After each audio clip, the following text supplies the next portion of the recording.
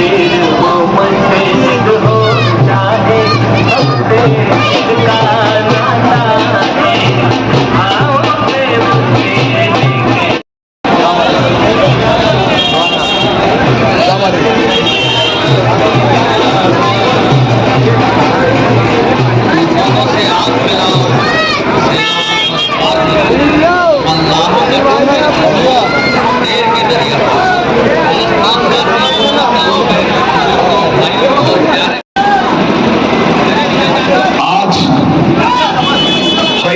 मौजूद तमाम हमारे साथी, आवाज सुन रही माओ बहनों, आवाज सुन रहे हमारे बुजुर्गों, नौजवानों, चंद बातें करूंगा, सिर्फ 5-7 मिनट की, 10 मिनट की, इससे ज्यादा आप लोगों का वक्त नहीं लूंगा और कुछ हकीकत शहर की बयान करना चाहूंगा।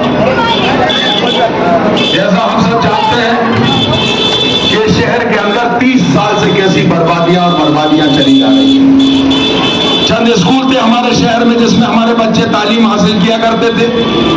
उनके कुछ नाम लेता हूं, आपको याद आएगा और आप खुद समझेंगे कि इस बात में हकीकत है कि नहीं। आपको याद होगा सुल्तानिया स्कूल, उसका विकार भी याद होगा, उसके अंदर किस तादाद में बच्चियां जाया करती होंगी, करती थी, ये भी याद होगा। लेकिन आज सुल्तानिया स्कूल के हालात देखकर आइए। आपने बाबी अली स्कूल भी देखा, आज देखिए बंद होने की कगार पे, क्या तकरीबन बंद ही हो गया। कस्तूरबा कॉलेज खंडर बन के सामने खड़ा है और उसको भी उठा के ले जाया गया यहां से और एक कमरे के अंदर कहीं लग रहा है। बेनजीर कॉलेज, आदम भाई आपने भी तालीम हासिल करी बेनजीर कॉलेज के अंदर, लेकिन बेनजीर कॉलेज भी उठकर चला गया और कहानी खत्म हो गई बेनजीर की भी। कैम्ब्रिज स्कूल, बहुत सारे लड़के यहाँ पे मौजूद है, नौजवान मौजूद है हमारे, जिन्होंने कैम्ब्रिज स्कूल के अंदर तालीम हासिल करी, बहनें भी मौजूद होंगी। आज कैम्ब्रिज स्कूल भी अपनी बर्बादियों पर रो रहा है। आप देखिए मॉडल टीटी नगर, मॉडल शाहजहांबाद वाले मॉडल स्कूल की तबाही देखिए, खंडर बन गया और उसकी जो जमीन थी वो भी मौसूफ ने अपने नाम के ऊपर अलॉट कराई। आप देखिए उबैदिया स्कूल, अब गिनती गिनिएगा, गिन पाए तो उबैदिया, सुलेमानिया, बिरजीसिया, आप देखिए हमीदिया, आप देखिए सईदिया टेक्निकल, वहीदिया टेक्निकल, रशीदिया, रफीकिया, तमाम स्कूल ये सब बंद हो गए या बंद होने की कगार पर आज मौजूद। हमारे बच्चों के हाथ से साजिश के तहत कलम छीनी जा रही है, हमारे बच्चों के हाथ से किताब छीनने की साजिश है और किसी और की नहीं, आरएसएस और बीजेपी की साजिश है। लेकिन मेरा ये कहना है कि जब हमारे लोग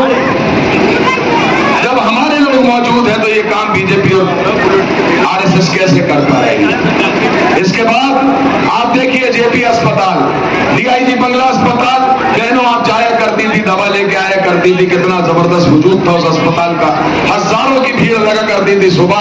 आज 50 लोग उसके अंदर नहीं जाते दिखाने और डिस्पेंसरी की तरह हालात हो गए। मास्टर लाल सिंह बंद होने की कगार में और सबसे बड़ा सरमाया हम सब गैस पीड़ितों का भोपाल हॉस्पिटल के हशर देखिए, नशर खत्म कर दिया गया उसका।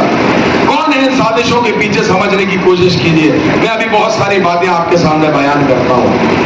आपको याद है ये तो हमारे स्कूलों के हालात, ये हमारे अस्पतालों के हालात, और इसके बाद मैं रोजगार के कुछ साधन याद दिलाता हूं आपको याद होगा भोपाल के अंदर अदालत हुआ करती थी, पुराने भोपाल में अदालत हुआ करती थी, न जाने सैकड़ों लोगों के रोजगार चला करते थे वहां से। मूंगफली वाले की मूंगफली भी बिकती थी, ऑटो वालों का ऑटो भी चलता था, कागज वाले के कागज भी बिकते थे, और वकील भी रहते थे, नोटरी भी रहते थे, और तरह तरह के लवाजमात वहां से कई लोगों के वो फैज हासिल होता था और कई लोग अपने जेब के अंदर वहां से कमा कर बच्चों को खिलाया करते थे। लेकिन अदालत उठ के चली गई और अदालत की जगह कोई भी विकल्पक व्यवस्था नहीं है। इसके बाद आपके मोहल्ले में करीबी था आरटीओ से कितनी बड़ी लोगों को राहत थी और क्या था आप सब जानते हैं, कितने लोगों का रोजगार था उससे संबंधित। लेकिन आरटीओ भी बंद हुआ। आज हमारे नौजवान 42 किलोमीटर दूर जाकर आरटीओ से लाइसेंस बनवाने जाते हैं, लेकिन हाकिम वक्त को इतनी फुर्सत नहीं कि एक उसका सेक्शन यहाँ भी खुल जाता जिससे हमारे बच्चों को कम से कम लाइसेंस और गाड़ी का कागज बनवाने में परेशानी ना। आप बात कर लीजिए नगर निगम की, नगर निगम भी यहाँ से उठकर चली हो सके या सरकारी वो हासिल हो सके। मैं एक बात और कहना चाहता हूँ, कई साथियां भी आएंगे, हर महल्ले के अंदर 2-4 मौजूद हैं, आएंगे और कहेंगे अरे कांग्रेस को वोट नहीं डालोगे, अरे ये तो बिदअत हो जाएगी, ये तो शिर्क हो जाएगा, नाउज़ुबिल्लाह। अब मैं कांग्रेस के ऊपर ही पूछना चाहता हूं लोगों से, आप बताइए, हमारा फिलिस्तीन के अंदर हमारे बच्चों के ऊपर बम गिराए जा रहे हैं, चीथड़े उड़ाए जा रहे हैं। अरे कांग्रेस पार्टी के नेताओं, तुम्हारे हलक में आवाज नहीं है कि तुम यहूदियों के एक अल्फाज के अंदर कभी मजम्मत कर सको, कभी यह बयान कर सको कि फिलिस्तीन में कैसा जुल्म हो रहा है। बोलने की कुव्वत नहीं है तुम में हिम्मत ही नहीं है, बल्कि बुज़दिल हो तुम तो ये बताओ, हमारे टीले जमालपुरे पे 3 मकान तोड़े गए, मासूमों के तोड़े गए, बेगुनाहों के तोड़े गए, किसमें हिम्मत थी जो निकल के जाता? अरे नाफिर इस्लामी पहुंचा था और उस पर ही केस लगा। मैं पूछना चाहता हूं, जगह जगह मॉब लीचिंगें होती हैं, क्यों तुम्हारी सांस में सांस नहीं आती? बोलने को तैयार नहीं होते, इस कौम के ऊपर जुल्म होता जाता है, इसके स्कूल बंद होते हैं, इसके अस्पताल बंद होते हैं, इसके रोजगार बंद होते हैं और तमाम चीजें जड़ से उखाड़ दी जाती है और तुम्हारे इसमें सांस नहीं आती। और बेटा 230 टिकटों में कांग्रेस पार्टी ने हमारी कौम को इस लायक समझा कि कुल 1.5 टिकट दिया है, एक उस तरफ और आधा इस तरफ, समझ रहे हो ना? आधा है 230 में 1.5, ये कौन सा इंसाफ है? बताइए, मुझे जवाब दीजिए। हाँ, इतना जरूर है, कल परसों में सुन रहा था, आप लोगों ने भी वीडियो देखी होगी, थोड़ी सी आवाज बैठ गई है इसलिए परेशानी हो रही है। आप लोगों ने कल परसों में वीडियो देखी होगी, हाकिम वक्त फरमा रहे हैं, हम आस्तीन में सांप पाल रहे थे। अरे एक वक्त से जन्मे 2 भाई, एक बड़ा एक छोटा, अगर छोटे को तुम सांप कहते हो और अगर तुम उसको कहते हो सगे खून को सांप, तो तुम अजदाहे हो, तुम अजगर हो। 4.5 साल इस शहर को निकलते हो, खाते हो, पड़े रहते हो और 6 महीने हाथ जोड़ने निकलते हो, हमारे शहर के बच्चों को तबाह बर्बाद कर दिया। बताइए मैं गलत कहता हूं तो? आप बताइए, भोपाल, हमारे बुजुर्ग मौजूद है, सुन रहे हैं बात, भोपाल हॉकी की नर्सरी कहलाता था, हॉकी का सबसे बड़ा दुनिया के अंदर गांव था। आज हमारे पास एक छोटा सा मैदान नहीं है जिसके अंदर हम जाकर खेल लें, हमारे बच्चे जाकर खेल लें, खत्म हो गई नर्सरी। आप बताइए, हमारी माओ बहनों के पास एक पार्क नहीं है जहां पे वो जाकर खुली हवा में बैठ सके या उठ सके। आज एक फ्लाईओवर पुराने भोपाल में नहीं है, आज एक मल्टीप्लेक्स पार्किंग भोपाल के पुराने भोपाल में नहीं है। अरे पुलिस की छावनी बनती जा रही है, हाकिम में वक्त जमीनें खरीदे जा रहा है, 300 एकड़ से 350 एकड़ हो गई, लेकिन उसका पेट नहीं भरता। बताइए गलत कह रहा हूं तो? और मैंने सुना है मौसूफ को अक्सर फलाना दलाल, ढिमा का दलाल, बहुत शौक है कहने का। मैं पूछना चाहता हूं आप सबसे, अभी चंद रोज पहले आपके यहाँ पे शादी हुई थी एक हाकिम वक्त की, शहजादे की, आपने देखा होगा वहां नई सड़क बनाई गई। भाई सड़क कर रहे, आपने देखा नई सड़क बनाई गई और वह नई सड़क इसलिए बनाई गई कि वहां पर शिवराज सिंह चौहान तशरीफ लाने वाले थे और खुदा की कसम उस शादी में यह महसूस हुआ कि शिवराज सिंह चौहान हाकिम वक्त की औलाद का निकाही बाप बना हुआ। क्या देखा आपने मंजर? ये दूसरों को दलाल कहते हैं। इनसे ये पूछिए, इस शहर की तमाम रौनक को छीनकर तुम गांव ले गए अपने, तुम्हारे गांव पे फूल खिलते हैं, तुम्हारे गांव पे फल लगते हैं, तुम्हारे गांव पे हरे बाग लगते हैं और मेरा शहर उजला पड़ा हुआ है, कोई पूछने वाला नहीं। 30 साल के अंदर अरे नालियां नहीं बनती, अरे सड़कें तो छोड़ दो, नालियां नहीं बनती, पुलियां नहीं बनती और उसके बाद 4.5 साल अजगर सोता है, आखिरी 6 महीने में निकल कर आता है, हाथ जोड़ लो, पैर पड़ लो, बस खेल खत्म हो गया। बताइए कौन सा इंसान? मैं आखिरी बात एक आप लोगों के सामने रखता हूं, हमारी माएं बात सुन रही है, हमारी बहनें बात सुन रही है। माँ और बहनों, एक बात बताओ, आज ये कहा जाता है कि साहब कांग्रेस को वोट दो नहीं तो गड़बड़ हो जाएगी और भारतीय जनता पार्टी आ जाएगी। उस कांग्रेस की तफसील मैंने आपको सुनाई। खुदा, आप अगर निजात पाने का वोट देंगी, अगर आजाद होने का वोट देंगी, इन तबाहियों के सिलसिलों को खत्म करने का वोट देंगी, इंसाफ का वोट देंगी, तो खुदा की कसम कभी कांग्रेस को नहीं देंगी, क्योंकि ये सारी तबाहियों की जिम्मेदार सिर्फ और सिर्फ कांग्रेस है और हाकिम वक्त।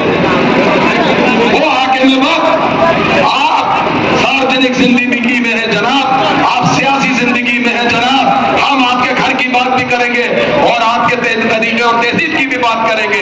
जिस शख्स की अपने सगे खून से ना बनती हो, खुदा की कसम तुमसे कैसे बन सकती है? वो तुम्हारा कैसे हो सकता है जो अपने सगे खून का ना हो सका, जिसके घर के अंदर का माहौल ये है कि चचा को भतीजा गोली मारने की बात करता है और भाई को भाई साहब कहता है। वाह वाह वाह वाह, क्या तहजीब सिखा रहे हो आप।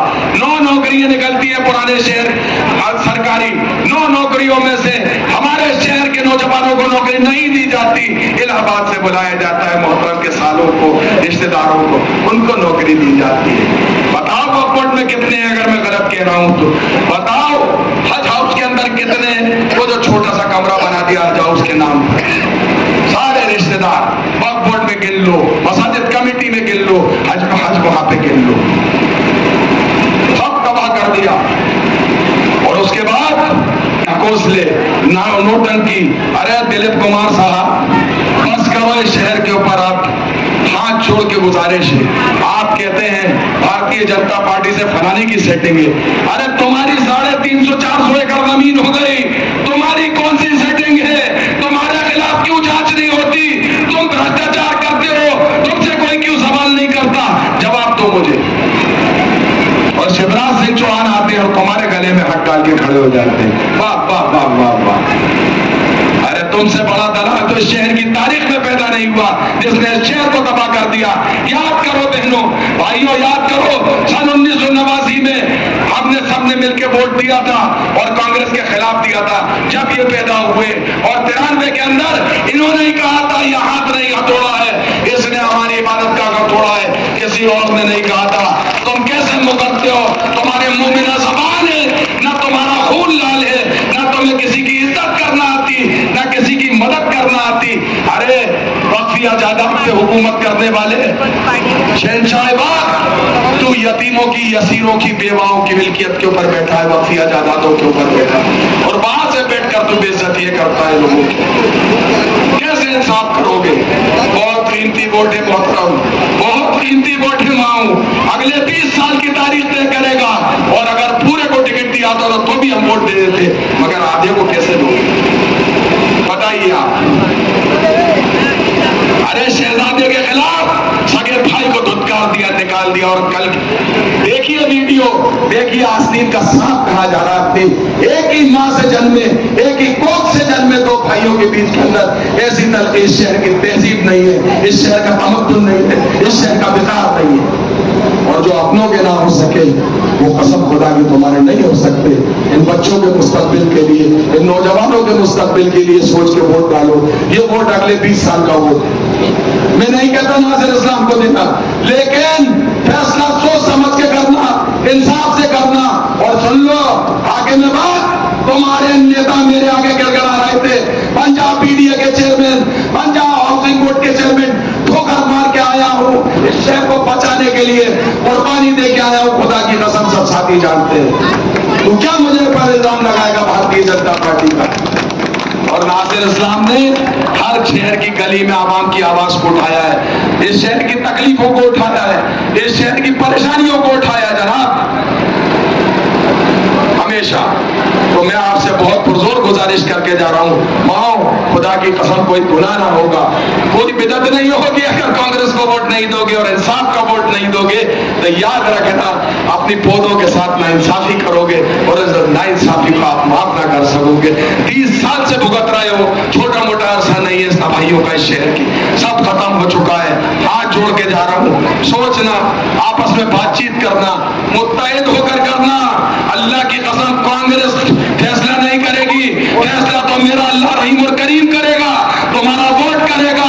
वो उसका ज़हनों पर, वो अल्लाह की ज़हनों पर हुकूमत है, अल्लाह की खून की रवानगी पर है, उसी की वही काबिज है, तुम्हारी सांसों पे वो काबिज है। वो जो जहन में डालेगा, वो जो एका करेगा, वो फैसला करेगा। नाउज़ुबिल्लाह, कांग्रेस या दूसरा कोई फैसला नहीं करेगा। और एक वोट अगर हमने खराब किया तो याद रखना 150 से 200 एकड़ जमीन फिर बढ़ जाएगी। इसके अलावा इस शहर में कुछ नहीं हो पाएगा भाइयों। इसलिए फैसला आपके हाथ में। गुजारिश मैंने कर ली, मेहनत मैं कर रहा हूँ, नियत मेरी आप सबको मालूम है। आपको मालूम है मैंने क्या किया है क्या ना किया। मैं इस महल्ले में खड़े होकर नहीं कहूंगा, वो मेरे और मेरे अल्लाह के बीच का मामला था। मैं हल्का आदमी नहीं हूँ, मैं कुछ सुना हूँ कि साहब उस साईं में ये करा था और वो करा था, मुझे नहीं सुनाना। यही शहर के इसी में मेरी बहनें सुना देंगी, मेरे छोटे भाई सुना देंगे। आप सब ने मुझे सुना, उसके लिए मैं आपका बहुत शुक्रगुजार हूँ। और एक और इल्तिजा के साथ कि इस बार का वोट इंसाफ का डलेगा और हक का डलेगा। माओ का बहुत शुक्रिया, उन्होंने बात सुनी। हमारे बुजुर्गों का बहुत अदब से शुक्रिया।